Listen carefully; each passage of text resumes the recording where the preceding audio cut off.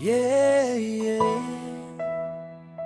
Isang pahina ng kahapon, isang pangalan na di pa rin kupas.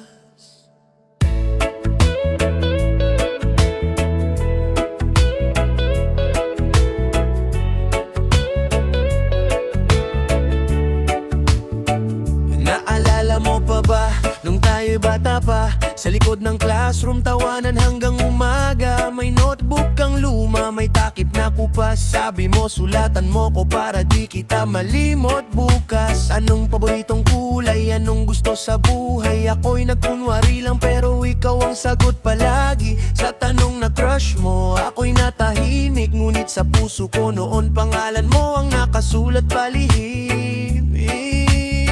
Hindi ko alam kung biro lang o tadhana, pero bawat letra mo'y sugat at saya. Panahong simple, walang dahilan na magmahal, basta't ikaw lang. Sa slambok ng kahapon, nandun pa rin ang pangalan mo. Kahit kupas na ang mga pahina, ikaw pa rin ang binabasa ng puso ko. Sa slambok ng alaala, may forever na sinulat mo. Kahit hindi natupad sa ngayon, sa puso ko, ikaw pa rin ang oo.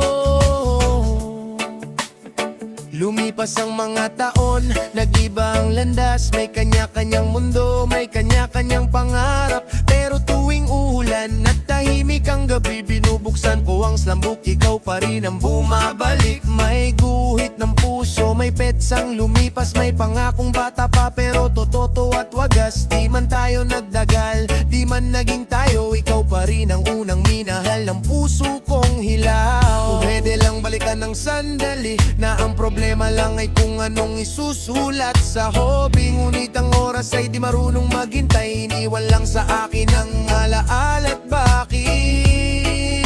Sa slambok ng kahapon, nandun pa rin ang pangalan mo. Kahit may luha na ang pahina, ngiti mo pa rin ang nakikita ko. Sa slambok ng alaala, maingat ka palagi mong sulat. Di man tayo ang wakas, ikaw pa rin ang simula ng sugat. Yo, hindi lahat ng minahal nakasama sa dulo. Hindi lahat ng pangako tinupad ng mundo. Pero salamat sa alaala sa pahinang dilaw. Sa slambok mo natutunan kung paano magmahal.